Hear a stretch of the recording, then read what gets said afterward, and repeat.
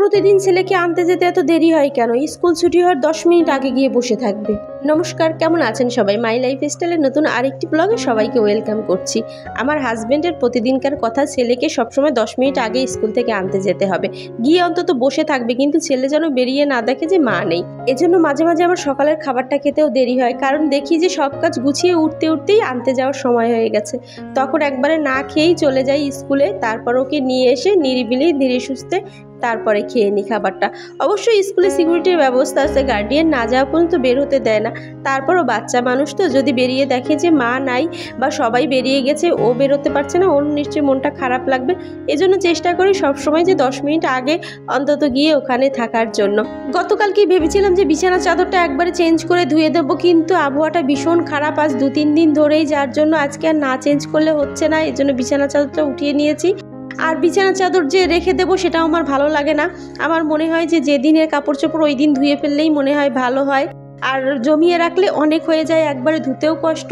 তারপরে কথা হচ্ছে ব্যালকনিতে একদম ছোট জায়গা, যার জন্য আর মেলে দেওয়ার সমস্যা হয়। তারপরে যদি আবহাওয়াটা খারাপ হয় তাহলে তো জামা কাপড় শুকাতেই বেশ লেগে যায়। ব্যালকনি আবার আটকা থাকলে আমার আবার ভীষণ খারাপ লাগে।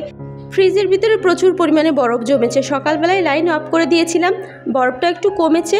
এখন ভাবলাম যে একবারে পরিষ্কার করে নিই, আর সময়ও আছে বেশ কিছুটা, তো ভাবলাম যে একবারেই পরিষ্কার করে তারপরে এই ছেলেকে আনতে যাব। আর এখানে ফ্রিজটাও আজ কিছুদিন ধরে দেখছি সমস্যা দেখা দিচ্ছে, মানে নর্মাল থেকে ঘেমে ঘেমে জলটা বাইরে বেরিয়ে আসছে।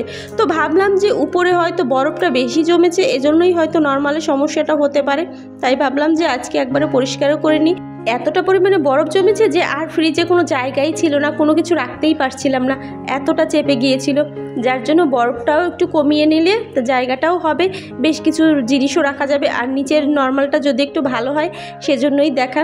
আসলে ফ্রিজটার বয়স অনেক দিন হয়েছে, প্রায় 15 বছরও বেশি হয়ে গেছে, কিন্তু তারপরও এখনও পর্যন্ত কিন্তু কোনো সার্ভিস সেন্টারে নেওয়া হয়নি। এত বছর ফ্রিজটার বয়স হয়ে গেলেও কিন্তু ফ্রিজটা বেশ ভালোই সার্ভিস দিচ্ছে। অবশ্য ফ্রিজটার সামনে যে উঠানো অংশটুকু দেখতে পাচ্ছেন, ওটা আমার ভাইয়ের ছেলে করেছে। ও আর কি ফ্রিজের উপরে যে একটা প্লাস্টিক থাকে, ওই প্লাস্টিকটা উঠিয়ে ফেলেছে, যার জন্য ওখানটা সাদা হয়ে গিয়েছে। তো যাই হোক, ফ্রিজটা পরিষ্কার করে ফেললাম আর মুছেও নিলাম। আর এখন হচ্ছে যদি নর্মালটা আর আজকে করছি না পরিষ্কার, যদি নর্মালটা এখন করতে দেয় তাহলে বেশ অনেকটা দেরি হয়ে যাবে, আর ছেলেকে স্কুলে আনতে যাওয়া লেট হয়ে যাবে।